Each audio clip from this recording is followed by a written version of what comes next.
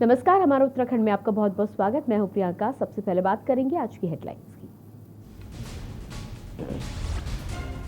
CM Tirath Singh Rawat ने की महिला सशक्तिकरण व बाल विकास की समीक्षा। कहा, आंगनबाड़ी केंद्रों में समय पर पहुंचे पोषाहार।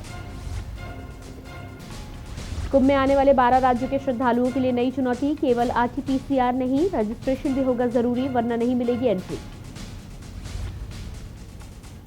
नहीं थम रही कोरोना का रफ्तार की कहर। उत्तराखंड में कोरोना से 4 की मौत। 439 नए मामले सामने आए। 1,01,714 पहुंचा आंकड़ा। उत्तराखंड में रोजगार के द्वार खोलेगा बोट टूरिज्म। वर्तमान में करीब 60 स्थलों में होती है बर्ड वॉचिंग।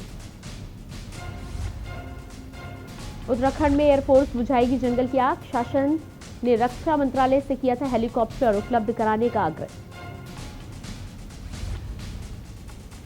केदारनाथ हेली सेवा की शुरुआत। ऑनलाइन बुकिंग की शुरुआत। कपाट खुलने की तिथि 17 मई प्रस्तावित।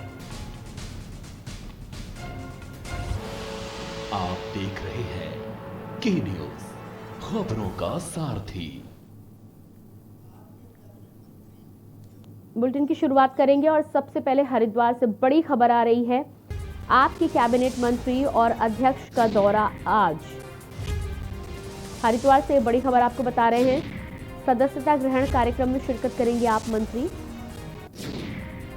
शिवालिक नगर में होगा कार्यक्रम का आयोजन। प्रदेश में लगातार बढ़ रही है आप पार्टी की सदस्यता। बड़ी खबर आपको हरिद्वार से बता रहे हैं, जहां आपकी कैबिनेट मंत्री और अध्यक्ष का दौरा आज के लिए निर्धारित किया गया है। सदस्यता ग्रहण कार्यक्रम में शिरकत करेंगे आपके मंत्री। शिवालिक नगर में होगा कार्यक्रम का आयोजन। प्रदेश में लगातार बढ़ रही है आप पार्टी की सदस्यता।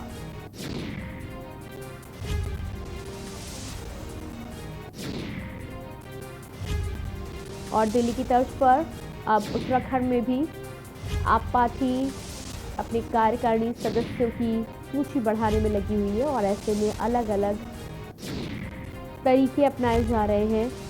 इंटरनेट पर भी भारी संख्या में आप पार्टी में कार्यकर्ताओं को जोड़ा जा रहा है और साथ ही साथ आज आपके कैबिनेट मंत्री और अध्यक्ष का दौरा भी है। सदस्यता ग्रहण कार्यक्रम में शिरकत करेंगे आपके मंत्री। भारी संख्या में युवा कार्यकर्ता आप में हिस्सा ले रहे हैं, आपसे जुड़ रहे हैं। प्रदेश में लगातार आप पार्टी की सदस्यता बढ़ रही है। दिल्ली की तर्ज पर उत्तराखंड में भी दावा किया है आप पार्टी ने कि यदि आप पार्टी सत्ता में आती है, सत्ता में हिस्सा मिलता है, तो दिल्ली की तर्ज पर ही उत्तराखंड में भी काम होगा। और युवाओं में कहीं ना कहीं पार्टी को लेकर विश्वास लगातार बढ़ता जा रहा है। माना जा रहा है कि भारी संख्या में लोग आप पार्टी के सदस्य बन रहे हैं।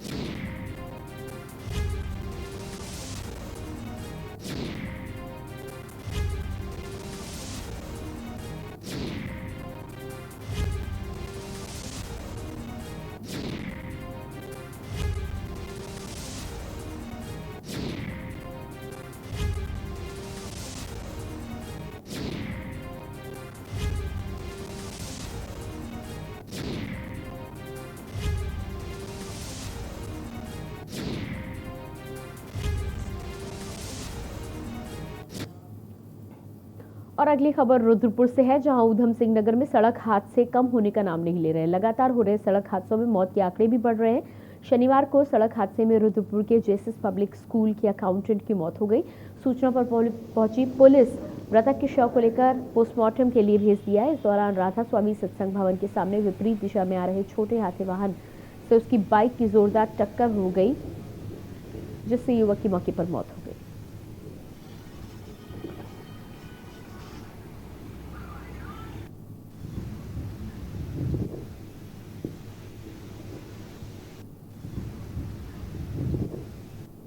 इसमें एक डिस्ट्रिक्ट हॉस्पिटल से एक मेमो आया था अभी, तो उसमें जानकारी की गई तो पता चला कि ये राधा स्वामी सत्संग के सामने सुबह एक्सीडेंट हुआ था। तो मौके पे वो खुद ही जो मृतक था हॉस्पिटल गया था, तो बाद में उसको रेफ़र किया गया, तो रास्ते में उसकी मौत हो गई। तो इसमें पंचायतनामा भरवाया जा रहा है और पोस्टमार्टम की कार्रवाई की जाएगी। और इसी बीच हरिद्वार से बड़ी खबर हमारे बीच आ रही है। कुंभ मेला क्षेत्र में बैरागी अखाड़े में लगी भीषण आग, कई झोपड़ियां जलकर हुई राख। दमकल की 5 गाड़ियों ने पाया आग पर काबू। 10 दिन पहले भी लगी थी इसी एरिया में आग। हरिद्वार से बड़ी खबर आपको बता रहे, कुंभ मेला क्षेत्र के बैरागी क्षेत्र में भीषण आग लगी है। कई झोपड़ियां जलकर राख हो चुकी हैं। इसी कैंप में पहले भी एक बार आग लगी थी और इसी तरह झोपड़ियों का नुकसान हुआ था। दमकल की 5 गाड़ियां फिलहाल मौके पर पहुंच चुकी हैं। 10 दिन पहले भी इसी एरिया में आग लगी थी जिसमें कई झोपड़ियों का नुकसान हुआ था। एक बार फिर से उसी क्षेत्र में आग लगी है। फिलहाल दमकल की 5 गाड़ियां मौके पर पहुंच चुकी हैं और आग पर काबू पाए जाने के प्रयास जारी हैं।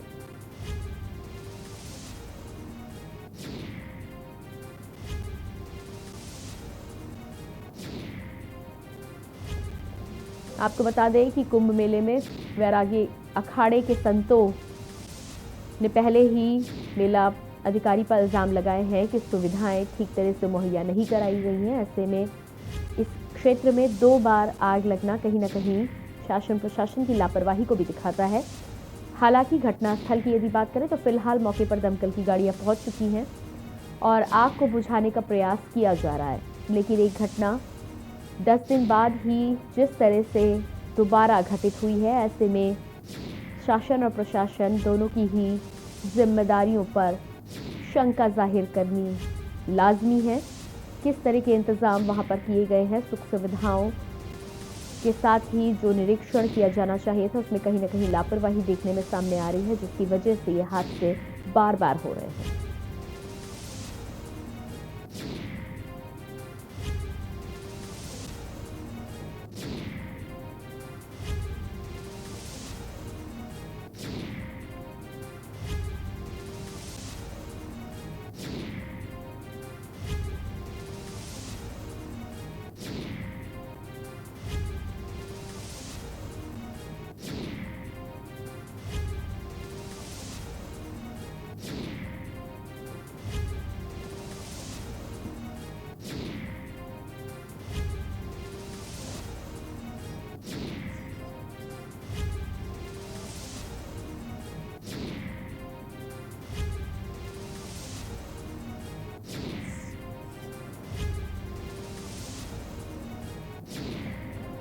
और आज हरिद्वार से जो बड़ी खबर आई है, बैरागी क्षेत्र में आग लगी है। किस तरह ये घटना हुई है और इस घटना के बारे में क्या जानकारी है, इस तमाम जानकारी के साथ हमारे संवाददाता ओम प्रयास हमारे साथ जुड़ रहे हैं। जी ओम प्रयास, आपसे जानना चाहेंगे कि बैरागी क्षेत्र में आग की घटना के बारे में दोबारा से सूचना मिल रही है। 10 दिन पहले भी इसी तरह की सूचना आई थी, क्या है पूरा मामला? देखिए, हरिद्वार के कुंभ क्षेत्र में जो वैरागी कैंप है, वैरागी कैंप में 3 अखाड़े यहाँ पर लगाए गए हैं। जो वैरागी जो अखाड़े हैं, वहीं हम बात करें तो इस क्षेत्र में जहाँ एक झोपड़ी में आग लगी थी, उसके बाद करीबन 20 झोपड़ियों में लगातार एक के बाद एक आग लगी और सभी सामान जो है वहाँ जलकर राख होगा। गनीमत की बात यह है कि कोई भी जान मान की हानि नहीं हुई है।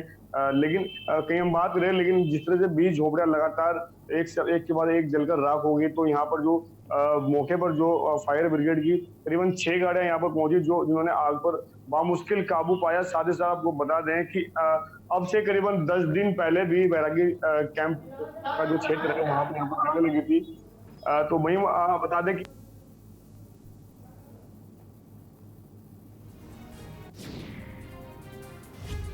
तो ये थे हमारे संवाददाता ओम प्रयास।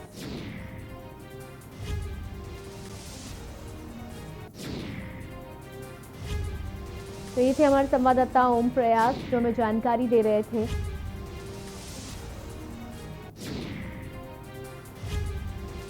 और लगातार ये जानकारी आ रही है, दमकल की 5 गाड़ियां वहां पर पहुंची थी जो बमुश्किल आग पर काबू पा सकी हैं।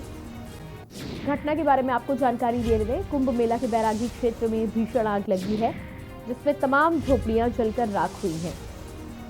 इसी तरह की घटना इसी क्षेत्र में 10 दिन पहले भी हुई थी। उस समय भी दमकल विभाग की गाड़ियां आई थी, प्रशासन पुलिस व्यवस्था वहां पर लगी थी। उसके बाद आग पर काबू पाया गया था। भारी संख्या में वहां पर जान माल का नुकसान हुआ था। सामान की यदि बात करें तो तमाम लोग जो वहां पर झोपड़ियों में रहते थे उनके घरों का पूरा सामान जलकर राख हो गया था और ऐसे में 10 दिन बाद एक बार फिर से उसी तरह की घटना यहां पर दोबारा घटित हुई है। साफ तौर पर कहा जा सकता है कि कहीं न कहीं एक बार घटना घटित हो जाने के बाद भी उस घटना से कोई सबक प्रशासन ने नहीं लिया और लापरवाही के चलते एक बार फिर से ये घटना वहां पर घटित हुई है। हालांकि घटना के पीछे का मुख्य कारण क्या है, इस बारे में अभी तक कोई जानकारी नहीं मिली है।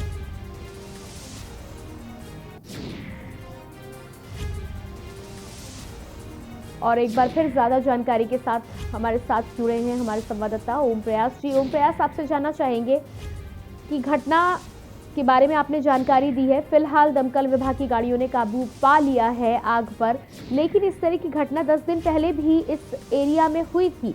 क्या वजह है कि ये घटना बार बार घटित हो रही है और प्रशासन को तभी भी कोई सबक लेने की जरूरत नहीं पड़ रही है, बार बार इस तरह की घटनाएं दोहराई जा रही हैं?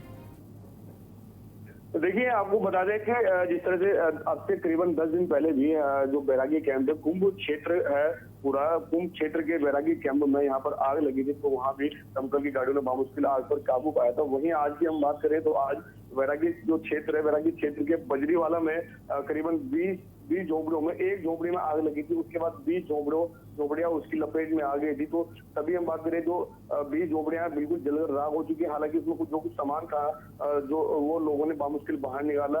इसमें गनीमत ये रही कि इसमें कोई जान की कोई हानि नहीं हुई।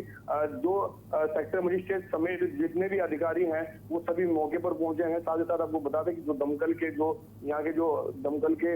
यहाँ के अधिकारी हैं वो भी मौके पर पहुंचे हैं। करीबन 6 गाड़ियां यहाँ पर दमकल विभाग की मौके पर पहुंचे जिन्होंने बामुश्किल आग पर काबू पाया। लेकिन कहना ये देखने वाली बात है कि अब से 10 दिन पहले भी यहाँ आगजनी हुई थी और अब भी तरह से आग ये लगी है। कहना कि ये देखने वाली बात है आखिर किस तरह से कुंभ मेला क्षेत्र भी होना है, कुंभ भी होना है। कुंभ के चलते अगर कोई ऐसी घटना होती है तो आखिर क्या कुछ हो पाएगा। तो इस सब के लिए लगातार जो अधिकारी हैं वो आग लगने का कारण को देख रहे हैं कि आखिर किस वजह से ये आग लगी और जो पहले की जो आग लगी थी वो कैसे लगी थी। तो तमाम चीजों पर जो मौके पर जो अधिकारी हैं वो सब चीज का बारीकी से निरीक्षण कर रहे हैं। जी, जिन लोगों की झोपड़ियां यहाँ पर जलकर राख हुई हैं और पहले भी जिनकी झोपड़ियां जलकर राख हुई थी, उनके लिए क्या कुछ इंतजाम प्रशासन ने किए हैं? पहले की बात करें तो जो पहले जो आग लगी थी मौके पर जो विधानसभा अध्यक्ष प्रेमचंद अग्रवाल वो भी मौके पर पहुंचे थे। उन्होंने साफ तौर पर कहा था कि सरकार इनके साथ खड़ी है। तो साथ हम आज की बात करें तो आज की जो घटना हुई है, शायद लगता है कि सरकार साफ तौर पर कहा है जो क्षेत्र में जिस तरह भी बजरी वाले क्षेत्र में जो है झोपड़ियां लगी है या फिर कोई मकान बने, कोई भी ऐसी घटना होगी तो सरकार उनके साथ खड़ी है। जी बिल्कुल, इस जानकारी के लिए आपको बहुत बहुत शुक्रिया ओम प्रयास। लगातार आपको हरिद्वार से हम ये खबर बता रहे हैं जहां पर कुंभ मेला के बैरागी क्षेत्र में भीषण आग लगी है। फिलहाल दमकल विभाग की 6 गाड़ियां मौके पर पहुंच चुकी हैं।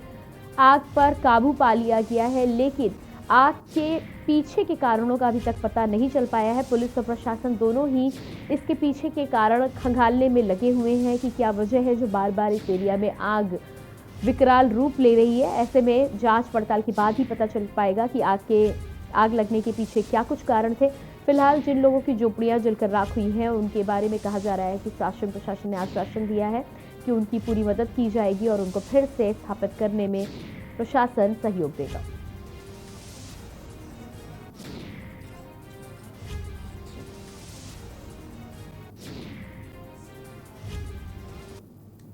और इसके बाद हरिद्वार महाकुंभ से ही बड़ी खबर है। हरिद्वार महाकुंभ का आज चौथा दिन। महाकुंभ में सज रहा है हरिद्वार। जल्द होंगी बैरागी अखाड़ों की पेशवाई। भव्य रूप से निकाली जाएंगी भव्य पेशवाई।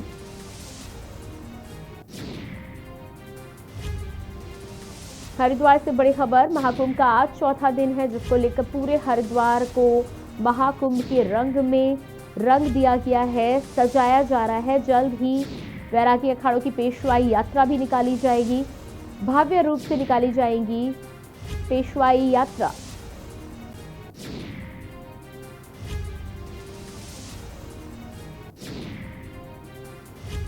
तस्वीरें आप देख सकते हैं हरिद्वार की। हरिद्वार महाकुंभ में किस तरह से सजाया गया है पूरे हरिद्वार को, और साथ ही साथ आज बैरागी अखाड़े की पेशवाई यात्रा भी निकलेगी और क्या कुछ खास है, इस बारे में जानकारी देने के लिए जुड़ रहे हैं हमारे संवाददाता ओम प्रयास। जी ओम प्रयास, आज बैरागी अखाड़े की पेशवाई यात्रा भी निकाली जानी है, तैयारियां तमाम हो चुकी हैं, पूरे हरिद्वार को महाकुंभ के रंग में रंग दिया गया है, सजा दिया गया है, क्या ताजा जानकारी है यात्रा को लेकर आपके पास? देखिए, हम बात करें आज हरिद्वार महाकुंभ की, जिस तरह से हरिद्वार महाकुंभ का आगाज 23 अप्रैल से हो गया था, तो वही अभी आज की हम बात करें तो आज महाकुंभ का चौथा दिन है। लगातार श्रद्धालु हरिद्वार की ओर कर रहे हैं और हरिद्वार में यहाँ गंगा स्नान कर पुण्य की प्राप्ति कर रहे हैं। माना जाता है कि जिस तरह से जो आम जो स्नान होते हैं उसके मुकाबले जो महाकुंभ में स्नान किया जाता है उसके करीबन 100 गुना या 1000 गुना ज्यादा पुण्य की प्राप्ति होती है। तो इसी मंशा को लेकर लगातार श्रद्धालु हरिद्वार की ओर रुख कर रहे हैं और यहाँ पर गंगा स्नान कर रहे हैं। वहीं हम बात करें जो पेशवाई जो निकल रही है, आज बड़ा उदासीन अखाड़े की आज पेशवाई निकल रही है, भव्य पेशवाई है, तमाम चीजें इसमें है। इसमें की बात हम करें तो जैसे हज में कि बैंड है कि साधु संत महात्मा है वो रथों पर बैठकर निकल रहे हैं और जो दर्शकों की जो भीड़ है, जो श्रद्धालु हैं, जो स्थानीय लोग हैं, वो रोड के सड़क के दोनों ओर खड़े होकर झांकियां देख रहे हैं। जो तो संत महात्मा है वो लोगों को आशीर्वाद दे रहे हैं। तमाम चीजें हैं जो हरिद्वार महाकुंभ में गतिविधियां चल रही हैं फिलहाल। वहीं हम बात करें जिस तरह से कुंभ मेले का आज चौथा दिन है, तो कहना कि प्रशासन के लिए बहुत बड़ी सबसे बड़ी जो चुनौती है वो कोविड को लेकर है। कोविड जिस तरह से लगातार बढ़ता जा रहा है, जिस तरह से कोविड के संक्रमित व्यक्तियों की संख्या लगातार बढ़ती जा रही है, तो कहीं ना कहीं ये जो स्वास्थ्य विभाग जो मेला स्वास्थ्य विभाग है उसके लिए कहीं ना कहीं बहुत बड़ी चुनौती है। मेला प्रशासन की बहुत बड़ी चुनौती है, क्योंकि कोरोना को रोकने के लिए, कोरोना की रोकथाम करने के लिए हरिद्वार महाकुंभ को भव्य भी बनाना है, दिव्य और भव्य बनाने के लिए कोरोना मुक्त ना होगा तो साफ तौर पर जिस तरह से यहाँ पर हम बात करें बॉर्डर की, जो हरिद्वार के जो बॉर्डर हैं जो अन्य राज्यों से जुड़े हैं, तो कहीं ना कहीं इसमें लगता है कि जो बॉर्डर्स पर जो स्वास्थ्य विभाग की टीमें हैं वो भी अलर्ट मोड में दिखाई दे रही है, उनको वहाँ पर तैनात किया गया है। वहीं हम बात करें गंगा घाटों की, हरिद्वार की बात करें, जैसे कि यहाँ पर रेलवे स्टेशन हो गया, रोडवेज बस स्टैंड हो गया, या फिर जो मेन जो चौराहे हैं वहाँ पर जो स्वास्थ्य विभाग के जो स्वास्थ्य विभाग की जो डॉक्टर है, जो टीम है वो वहाँ पर लगाई गई है। जो रैंडमली जो लोग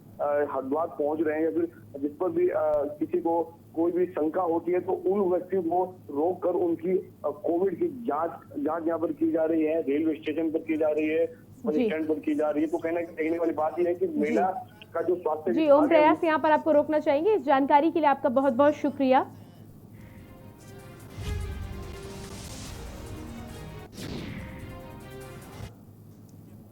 और इसके बाद आइए आपको सीधे लिए चलते हैं पश्चिम बंगाल, जहां पर सीएम योगी आदित्यनाथ जनसभा को संबोधित कर रहे हैं। दिखाई देंगे, अपनी जान की भीख मांगते हुए फिरते हुए दिखाई देंगे, क्योंकि 2 मई के बाद बंगाल के अंदर बंगाल की भावनाओं के अनुरूप, प्रधानमंत्री मोदी जी के विजन के अनुरूप सोनार बांग्ला के सपने को साकार करने वाली सरकार आने वाली है।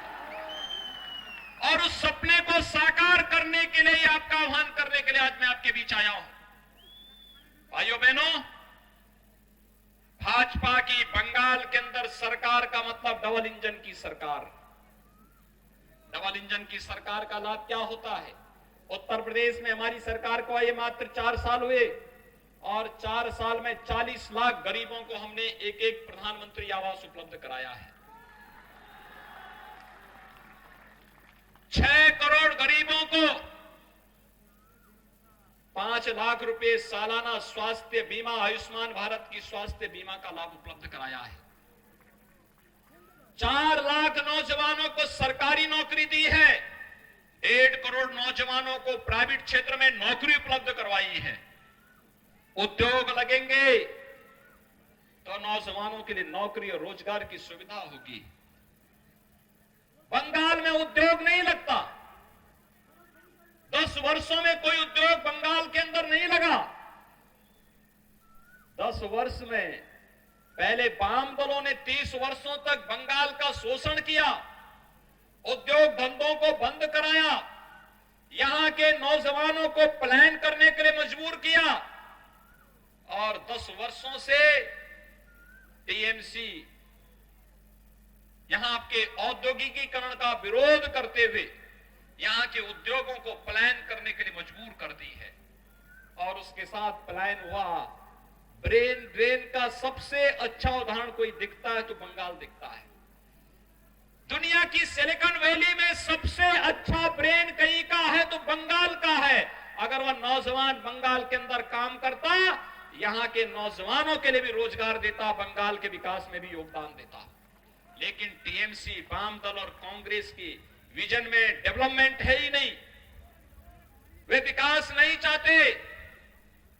उनके लिए तो भ्रष्टाचार ही जन्मसिद्ध अधिकार है। उनके लिए गुंडागिर्दी उनका अधिकार है। उनके लिए अव्यवस्था पैदा करना ही उनका अधिकार है।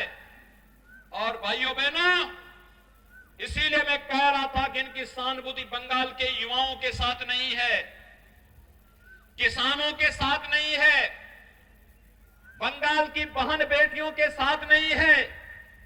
इनकी सहानुभूति तो केवल और केवल गुंडा तत्वों के साथ में है। और गुंडा तत्वों की बोरिया बिस्तर तो 2 मई के बाद से बंधना प्रारंभ हो जाएगा। उससे पहले कांग्रेस, वाम दल और टीएमसी का बोरिया बिस्तर पूरी तरह बांधने की आवश्यकता है। आप जानते हैं भाजपा जो कहती है उसको करके दिखा देती है। भाजपा ने जो कहा वो करके दिखाया है। जैसे गुंडागिर्दी यहां पर हो रही थी, हो रही है, ऐसे ही गुंडागिर्दी कभी कश्मीर में होती थी ना। आज कहां चली गई वहां की गुंडागिर्दी? सब गायब। आज कश्मीर में भारत माता की जय लोग गर्व के साथ कहते हैं। आज तो कश्मीर के अंदर कांग्रेस ने 1952 में एक साजिश रची थी। और साजिशें रची थी कि कश्मीर के अंदर भारत का कोई नागरिक वहां जाकर के अपना मकान नहीं बना सकता, जमीन नहीं खरीद सकता। जम्मू कश्मीर का नागरिक कोलकाता में आकर के, जंगीपाड़ा में आकर के यहां जमीन खरीद सकता था, मकान बना सकता था। लेकिन जंगीपाड़ा और कोलकाता का कोई नागरिक, कोई नौजवान अगर चाहता कि मैं जम्मू कश्मीर के अंदर जमीन खरीदूंगा, कांग्रेस ने आपको इस अधिकार से वंचित कर दिया था। हम आभारी हैं प्रधानमंत्री मोदी जी का, जिन्होंने बंगाल के नौजवानों को भी अधिकार दिया है कि बंगाल का नौजवान भी कश्मीर के अंदर जाकर के जमीन और मकान बना सकता है। कोई उसको रोक नहीं सकता है।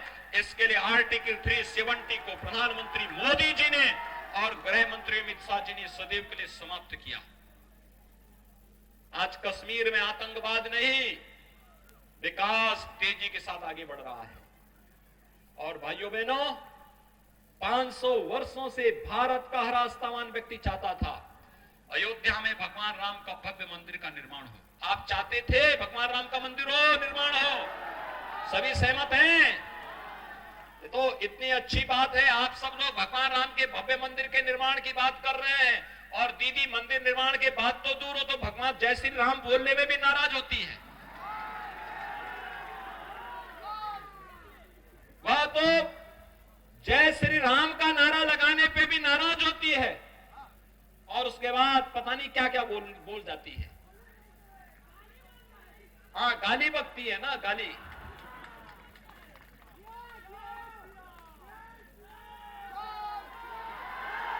भाइयों बहनों, मैं यही हिसाब से मैं जानना चाहता हूं।